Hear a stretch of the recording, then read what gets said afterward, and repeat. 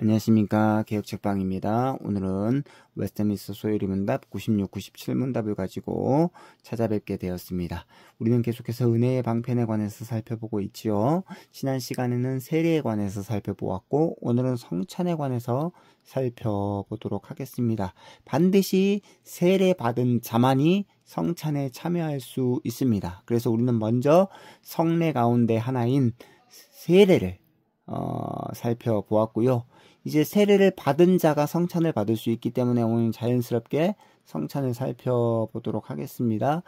근데 이제 이 세례는요, 구약의 할례에서 그 근거를 찾을 수 있고요.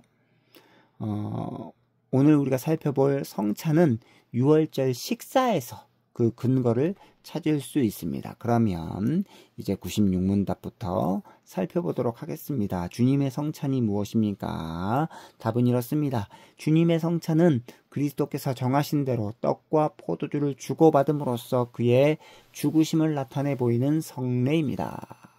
주님의 성찬을 합당하게 받는 사람은 물질적이고 육신적인 태도가 아니라 믿음으로 받고 그리스도의 몸과 피에 참여하여서 주님의 모든 유익을 받고 신령한 양식을 먹고 은혜 안에서 장성합니다.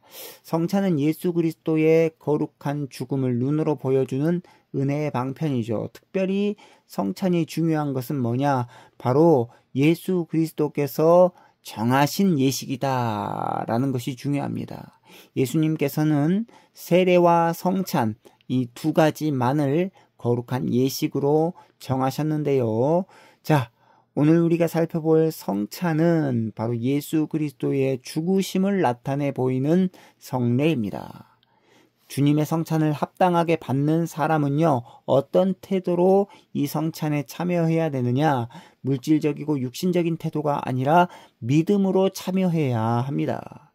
자, 그리스도의 몸과 피에 참여하여서 주님께서 주시는 모든 유익을 받기 위해서는 반드시 믿음이 필요하다라는 것이죠.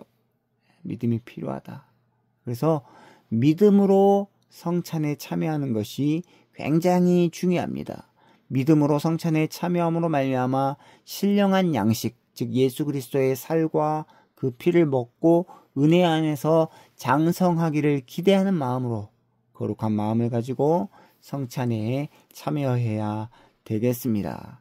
그래서 성찬식에 나누어주는 찢겨진 빵은 우리를 위해 찢겨진 예수님의 살을 의미하고요. 또 예수님의 그 살 아래로 많은 피가 흘렸는데 성찬식의 포도주는 우리를 위해 흘리신 예수님의 피를 상징합니다. 중요한 것은 예수님의 찢기신 살 그리고 흘리신 피는 우리의 허물과 죄 때문이다 라는 사실을 기억할 필요가 있습니다. 예수님께서 자기의 살을 찢으시고 피를 흘리신 까닭은 우리의 허물과 죄악 때문이다라는 것이죠. 그래서 이사야 53장 5절입니다. 이렇게 말씀하죠. 그가 찔림은 우리의 허물 때문이요 그가 상함은 우리의 죄악 때문이라. 그가 징계를 받음으로 우리는 평화를 누리고 그가 채찍에 맞음으로 우리는 나음을 받았도다.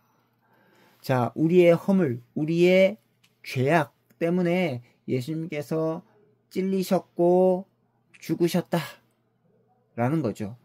왜? 죄의 싹이 사망이기 때문에 그 죄의 값을 죄 없는 누군가가 감당해 주시고 당해 주셔야 된다라는 것입니다. 그 죄의 문제를 해결할 수 있는 유일한 방법, 그 죄의 문제를 해결할 수 있는 유일한 방법이 곧 죽음이죠.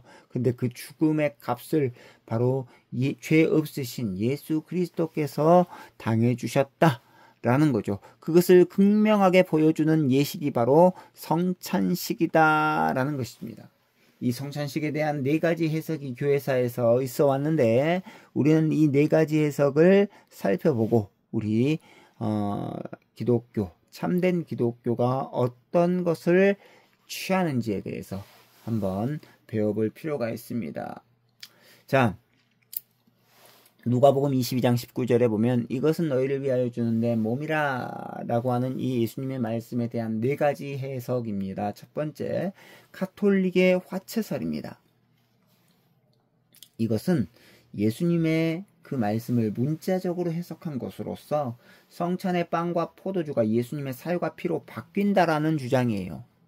그러니까 성찬식에 참여할 때 이 성찬의 빵과 포도주가 진짜 예수님의 살과 피로 변해버린다, 바뀌어버린다 라고 하는 주장, 굉장히 미신적이고 잘못된 주장인데 가톨릭 교회가 그렇게 이 해석을 취하고 있다라는 것입니다. 그러면 이 빵과 포도주를 우상시 여길 수밖에 없다라는 거죠. 실제적으로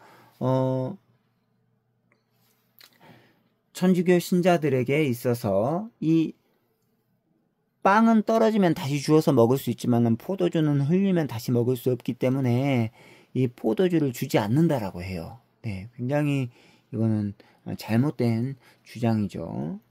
자, 두 번째, 마틴 루터가 주장하는 공제설입니다. 이것도 좀 잘못된 주장 중에 하나인데, 자, 내용은 이렇습니다. 성찬의 빵과 포도주에 아무런 변화가 없을지라도 예수님께서 실제로 거기에 함께 하신다라는 주장입니다. 이것은 사실상 화채설과 다를 바가 없습니다.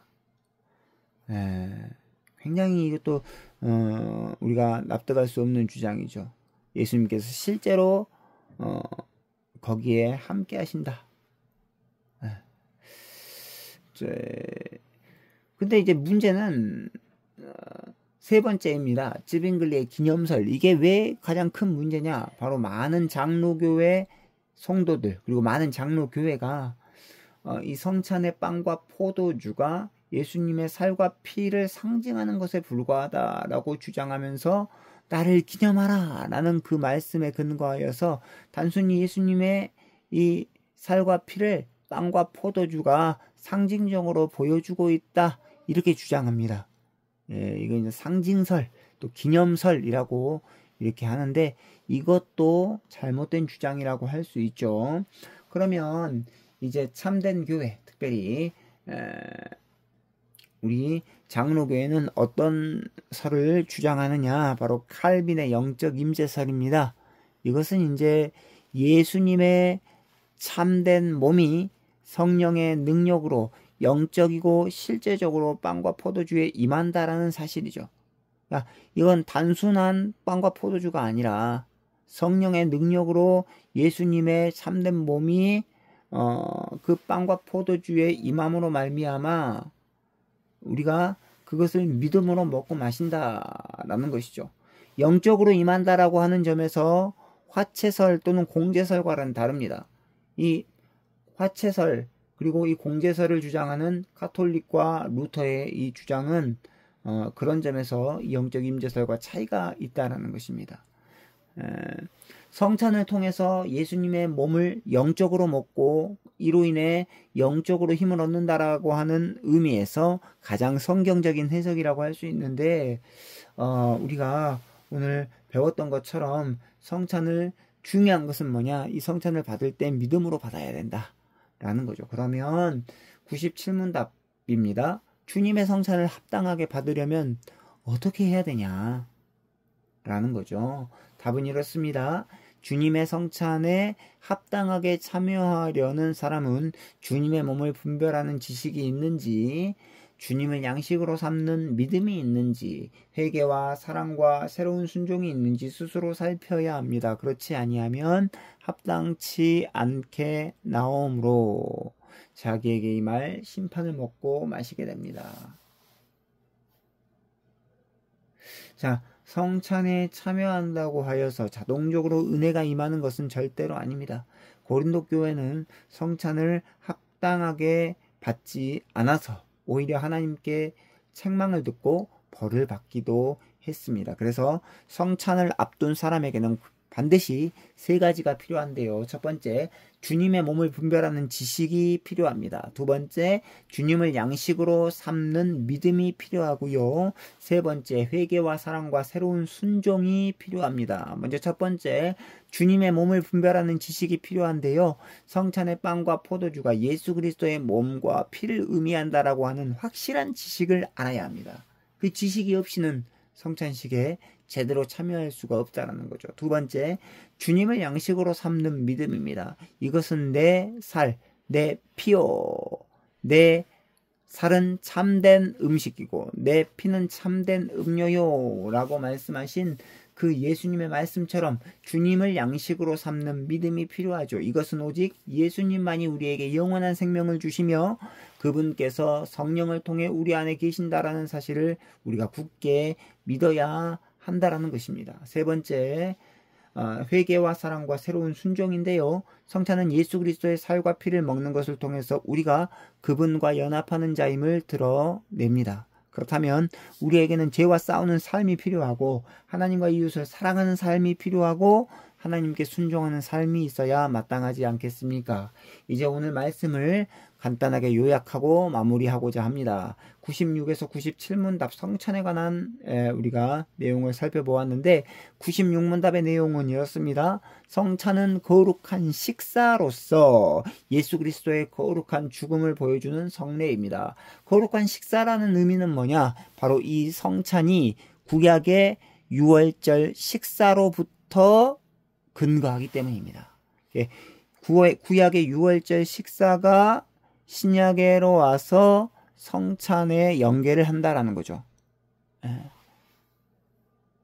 성찬은 유월절 거룩한 식사와 같습니다. 예수 그리스도의 그 몸과 피를 먹고 마시는 그래서 예수 그리스도의 죽음을 보여주는 거룩한 성례다라는 것을 기억할 필요가 있습니다. 97문답입니다. 성찬에 참여하려는 사람에게는 세 가지가 필요한데요. 첫째로 성찬에 대한 바른 지식, 둘째로 영원한 생명을 주신 그리스도에게 감사하는 마음, 셋째로 죄를 부끄러워하고 하나님께 순종하려는 마음입니다. 성찬에 참여하는 사람에게 반드시 세 가지가 필요한데 성찬에 대한 바른 지식, 주님의 몸을 분별하는 바른 지식이 필요하고 둘째로 영원한 생명을 주신 예수 그리스도에게 감사하는 마음이 필요합니다. 그리고 세 번째로 죄를 부끄러워하고 하나님께 순종하려는 그런 마음을 우리가 갖추어야 한다라는 것이죠.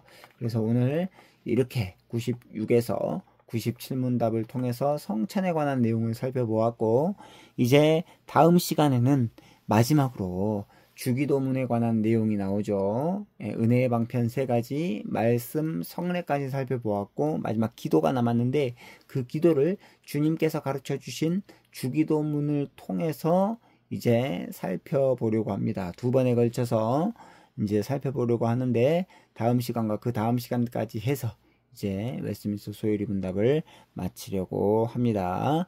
여기까지 개혁책방이었고요. 저에게 좋아요와 구독은 큰 힘이 됩니다. 안녕히 계십시오.